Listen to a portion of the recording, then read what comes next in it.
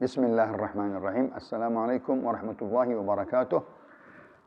Alhamdulillah rabbil alamin wassalatu wassalamu ala asyrafil anbiya wal mursalin sayyidina Muhammadin wa ala alihi wa sahbihi wat tabi'in. Nawayna at-ta'alluma wat ta'lim wa tadhakkur wa tadhkir wal naf'a wal intifa' wal ifadah wal istifadah wal hath ala tamassuk bi kitabillah wa sunnati rasulih wad du'a ila al-huda wad dilalah ala al-khair ibtigha'a wajhillah wa mardatihi wa qurbih wa thawabihi subhanahu wa ta'ala. Qala Syekhul Mu'allif rahimahullahu ta'ala al-Imam Abdullah bin Abdurrahman Bafadl fi kitabih al-Muqaddimah al-Hadramiyah faslun wa furudul wudu'i sittatun. Al-awwalu niyatu raf'il hadathi aw at-taharati lis-salah aw nahwi dhalik 'inda ghasl al-wajhi wa yanwi salis al-bawli wa nahwuhu istibahata fard as-salah. وإن توضأ للسنة نوى استباحة الصلاة.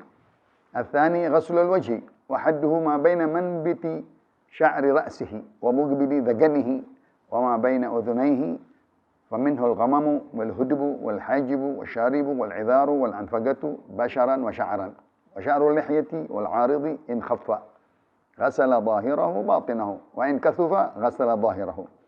ويستحب تخليل اللحية الكثة بأصابعه من أسفل.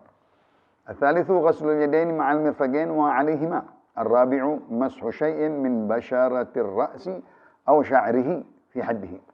الخامس غسل الرجلين مع الكعبين وشقوقهما. السادس الترتيب فلو غطاس صح وإن لم ينكث. وتجب الموالاة في وضوء الدائم الحدث واستصحاب النية حكما. Alhamdulillah wa syukurillah, salawat dan salam kepada Rasulullah. Kita meneruskan pengajian di dalam Muqaddimah al-Hadramiyah karangan Imam Syekh Abdullah bin Abdurrahman Bafadl. Di dalam pasal yang berkaitan dengan amalan-amalan wudu, yaitu rukun wudu, fardu wudu, daripada apa-apa yang kita kerjakan dengan dalil ayat dan hadis Rasulullah sallallahu alaihi wasallam di dalam berwudu. Faghsilu wujuhakum wa aydiyakum ilal marafiqi wamsahu bi ru'usikum wa arjulakum ilal ka'bain. Apabila berwudu, kita cuci wajah kita dan cuci kedua tangan kita sampai sikut. Usaplah, basuhlah kepala dan cuci kedua kaki sampai mata kaki.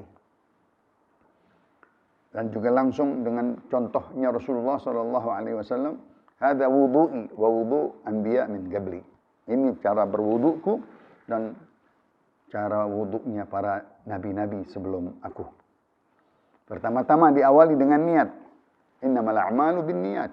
Segala amal-amal ibadah dan taat dengan niat maka menjadi ibadah, menjadi pahala bagi kita dengan kita awali dengan basmalah, abda'u bima bada Allah bih, kita niatkan dengan tertib dari apa yang diperintahkan, wajah, tangan, kepala dan kaki. Begitu juga dengan niat untuk menjalankan wudu tersebut, mengangkat hadasul asghar, raf'al hadasul asghar, atau raf' taharah lis-salah, atau untuk bersuci untuk sholat. Pembersihan-pembersihan di dalam anggota-anggota kita. 4 anggota wudu, yaitu muka, tangan, dan kepala, dan kaki. Niatnya yang pertama, yang terakhir adalah tertib. Jadi 6 rukun wudu. Di mana niat tersebut? Niat tersebut inda ghasli juz'in minal wajh. Tatkala mencuci sebagian dari wajah kita. Disitulah kita berniat untuk berwudu. An-niyatu qasdu syai'i muqtarinan bi fi'lihi. Niat itu bermaksud mengerjakan sesuatu disertai dengan langsung perbuatannya. Maksudnya untuk ibadah, ya, untuk bukan hanya sekedar adat istiadat membersihkan wajah tangan, tetapi untuk ibadah lis-shalah, mengerjakan kewajiban salat. Seorang Islam seorang yang sudah baik, baligh, ya, dan sudah mengerti daripada rukun-rukun wudunya, syarat-syarat wudunya, dia mendapatkan pahala besar di sisi Allah Subhanahu wa taala. Mengangkat hadas asgharnya, ya, membersihkan daripada anggota-anggota tersebut untuk mengabdi, menghadap kepada Allah Subhanahu wa taala, bersuci. Maka niat tersebut penting sekali di dalam rukun yang pertama. Adapun orang yang selalu katanya dalam keadaan dia kencing, salisul baul, mempunyai daimul hadas, ya, dia hanya cukup membaca atau berdoa, ya, istibahah fardhus salah. Karena dalam keadaan dia najis, selalu daimul hadas, salisul baul, selalu kencing, atau sudah dia sakit di dalam air seninya, maka dia tidak bisa mengangkat hadas, tetapi dia diperbolehkan untuk niat berwudu mengerjakan sholat 5 waktu. Wa in tawadda'a lis-sunnati nawa istibahatas shalah. Apabila dia niat untuk mengerjakan sesuatu yang sunnah, bukan untuk sholat, ya, maka cukup juga dia berniat nawaitu al-wudu'a li-istibahati as-shalah, ya. Tidak bilang fardhus shalah. Dia untuk mengangkat hadas tersebut, ya, dia untuk membaca Al-Quran, untuk sujud, tilawah, dan lain-lainnya, sunnah-sunnah yang lain, dia berwudu, maka dia cukup seperti tayammum istibahah fardhus salah, ya. Mengangkat daripada membolehkannya dia mengganti daripada air, yaitu bertayammum. Itu semuanya daripada niat ucapannya. Yang kedua adalah ghuslul wajh, mencuci wajahnya. Batas-batasnya dari embun-embun kepala sampai ujung dagunya, dan melebarnya dari telinga sampai ke telinga. Termasuk di situ pelipisnya, rambut-rambut kepala, begitu juga alis mata, kelopak mata, kumis, cambang, rambut jenggot, dan termasuk di bawah bibir, rambut-rambut. Itu semuanya kulit dan rambutnya dibasuh, disiram dengan air, dicuci malah, sampai ke pori-porinya. Nah, itu rukun yang kedua daripada berwudu tersebut. Rambut-rambut di antara kuping ke kuping, ya, telinga ke telinga, itu banyak rambutnya. Begitu juga dari muka, alis, dan kelopak mata.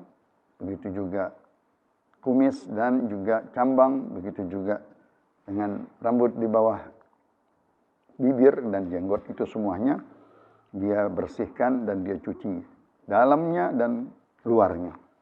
Yang terlihat di dalam rambut yang tipis, apabila gembal, ya, dia harus menyampaikan ke dalamnya, membasahi yang dimaksud, ya, daripada bagian-bagian pori-pori rambut di wajahnya tersebut. Karena itu semua sebagian daripada wajah, ya, beserta rambutnya. Wa asy'arul lihyah wal 'arid in khaffa ghasala dhahirahu. Adapun rambut, jenggot, dan juga 'aridain, yaitu cambang yang tidak gembal, yang tipis, dia harus membasahinya dan sampai ke dalam pori-porinya. Adapun gembal, kalau gembal sulit, ya, cukup dia membasahinya, ya, menyampaikan air sampai ke dalam, daripada jenggot dan cambangnya yang gembal, ya, dibasahi sampai masuk ke dalamnya. Cukup dengan zahirnya saja, tidak terlalu dipaksakan sampai ke dalam-dalamnya. Sambil dia juga menyisir dengan tangannya. Dibantu dengan menyisir supaya air tersebut masuk ke dalam dagu-dagu kulitnya jenggot tersebut, ya, karena sya'ran wa basyaran, ya, daripada kulit dan rambut. Takhlilul lihyah, ya. Dia menyisirkan rambutnya dengan tangannya yang gembal tersebut dari bawah ke atas, seperti kita menyisirkan dengan tangan kita sendiri. Itu di dalam rukun atau fardu wudu yang kedua. Pertama niat, kedua wajah. Ya, yang ketiga sekarang ghaslul yadain ma'al mirfaqain. Ghaslul yadain ma'al mirfaqain, mencuci kedua tangan. Tangan yang dimaksud dari jari sampai mirfaq. Mirfaq adalah sikut, ya. Yang mana dia membasuhnya, membersihkannya dari kotoran-kotoran kuku, ya. Dari sela-sela jari, begitu juga lipetan-lipetan kepalan tangan, begitu juga sampai lipetan yaitu sikut. Mungkin ada daki, mungkin ada kotoran, dibersihkan. Dari atas ke bawah, dari sikut di bawah. Kalau dia memakai dari air, dia sendok dari tangan dahulu, dia ambil ke bawah, ke mirfaq. Kalau dia memakai orang, dibantu dengan ada kucuran air, maka dia mulainya dari atas ke bawah. Itu juga kebersihan-kebersihan tersebut dengan dalak, yaitu menggosok. Jangan lupa, ya, jangan hanya sekedar menyiram saja, tapi dengan menggosok supaya betul-betul apa-apa yang ada di kotoran atau daki dan lain-lainnya bersih semuanya. Sampai ke rambut-rambut. Mungkin sebagian orang rambutnya tebal di bagian tangan, ya. Itu juga wajib menyampaikan air sampai ke asal-asal pori-pori tangan, ya, yang berbulu, ya. Itu termasuk sunnah-sunnah Nabi kita Muhammad sallallahu alaihi wasallam, menyampaikan air sampai ke dalamnya, sya'ran wa dhufran wa basyaran, ya, sampai ke bawah daripada kuku dan sela-sela jari, daripada jari-jari kita bersihkan semuanya. Begitu juga lipetan-lipetan telapak, ya, barajim, itu semuanya, dan begitu juga sampai ke sikut, bahkan melebihkan sedikit dari sikut ke atas. Ya, cukup dengan segini, dia putar sunnahnya juga supaya dapat semuanya, dia membersihkan daripada sikut tersebut yang tempat ada daki dan lain-lainnya. Lebih sedikit supaya dia yakin terbasuh semuanya. Ma yatimul wajibu illa bih fa huwa wajib. Apa-apa yang menyempurnakan sesuatu basuhan yang wajib, maka kelebihan itu melebihkan sedikit, nanti italatul ghurrah, italatul hajl, ya, yang mana nanti cahayanya lebih lagi dari tangan sampai ke atas tangan bercahaya. Wudu itu ya'ti ummati ghurran muhajjalina min atharil wudu. Nanti umatku, tanda-tandanya dia mempunyai wajah bercahaya dari bekas-bekas sujud, dan tangan-tangannya bercahaya, pergelangan kakinya dengan bekas-bekas berwudu. Itulah kelebihan tanda umat Nabi Muhammad SAW kelak di padang mahsyar. Maka kita lebihkan sedikit daripada wajah sampai ke pori-pori wajah, sampai ke telinga, sampai ke dagu, sampai ke jenggot, dan ke bawahnya bibir, ke bawah daerah jenggot. Begitu juga tangan, sampai sedikit kita lebihkan supaya cahaya nur wudu tersebut ada nanti di badan kita dan dikenali oleh malaikat. Itulah ciri-ciri umat Nabi Muhammad sallallahu alaihi wasallam. Adapun yang keempat, ar-rabi'u mashul syai'in min basyaratir ra'si au sya'ri fi haddih. Yang keempat tersebut adalah membasuh sesuatu yang ada dari kulit kepala. Misalnya dia nggak punya rambut, ya, pilas, dia basuh saja kepalanya. Kalau ada rambut, ya, batas rambut kepala adalah dari kepala depan menyamping sampai ujung tengkuk. Ini rambut kepala, ya. Misalnya rambut kita panjang, laki-laki, dia basuh yang di bawahnya, nggak sah karena yang diminta adalah rambut kepala, ya, rambut kepala. Itu yang dimaksud mashu syai'in min basyaratir ras aw sya'rihi fi haddihi, di batas kepala tersebut, ya. Tentunya kalau di umroh, ya, wanita-wanita dibolehkan karena aurat, karena dia tidak boleh membuka wajah dan rambutnya terhadap dilihat oleh orang laki-laki, maka dia boleh menggunting di bawahnya. Hanya di umroh. Tapi adapun di dalam sholat berwudu, dia membasuh rambut kepala di bagian kepala, di area kepala, nggak boleh di luar kepala yang panjang di sini, ya.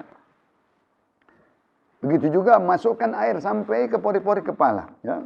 Sunnah juga mengambil cara Rasulullah SAW, ya, memegang pelipisnya dengan 2 jari jempol, dia garuk atau disisir ke belakang sampai balik lagi dari belakang ke depan. Itu daripada wudunya Rasulullah SAW dengan sempurna, dengan memasukkan jari-jari yang basah dengan air ke pori-pori kepala.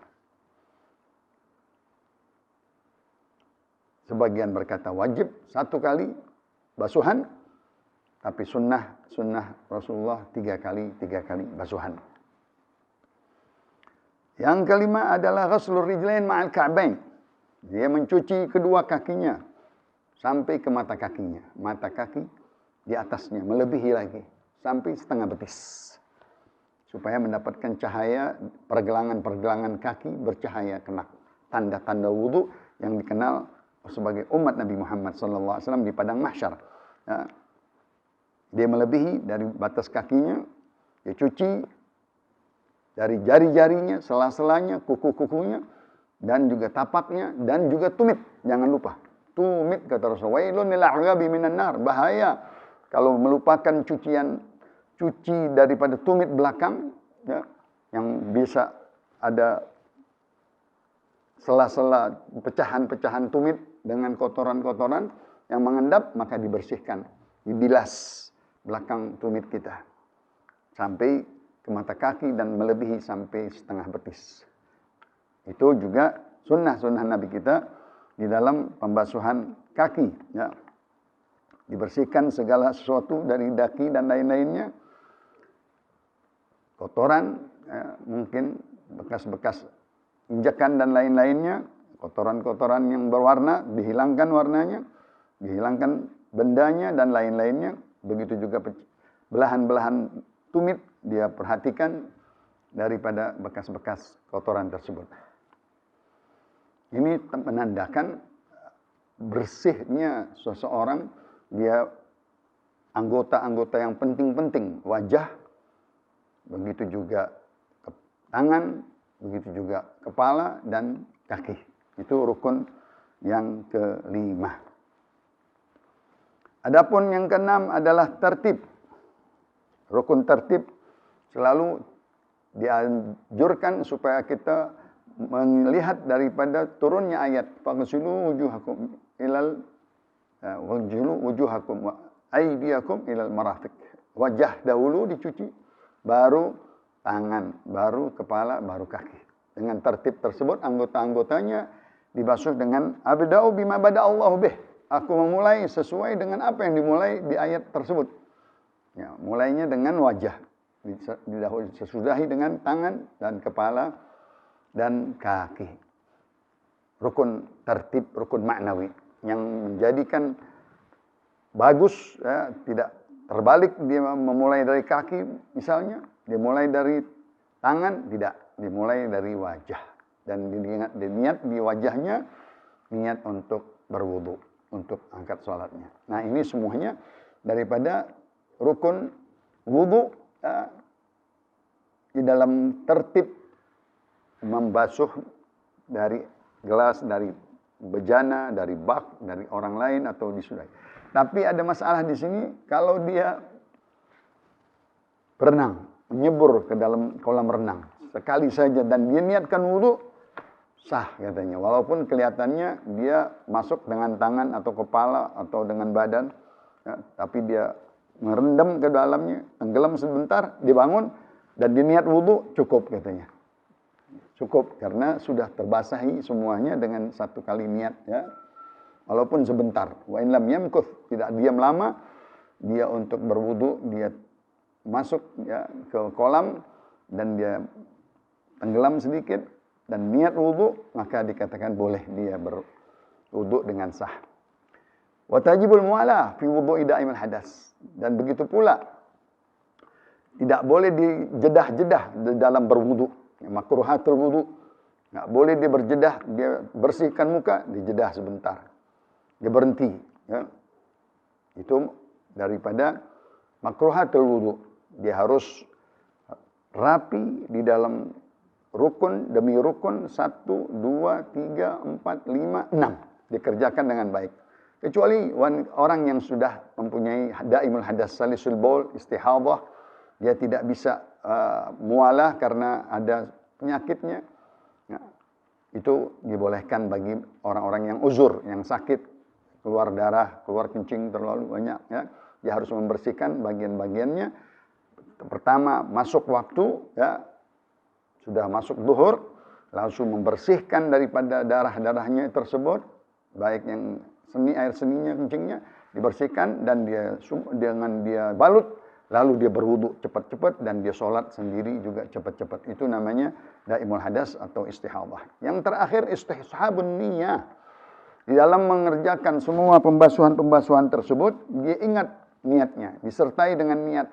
Bukan diucapkan, tapi dia ingat bahwa dia dalam keadaan berwudu, istishabun niyah, disertai niatnya dari awal sampai akhir bahwa gerakan-gerakan tersebut semuanya ibadah untuk dia masuk ke dalam sholat.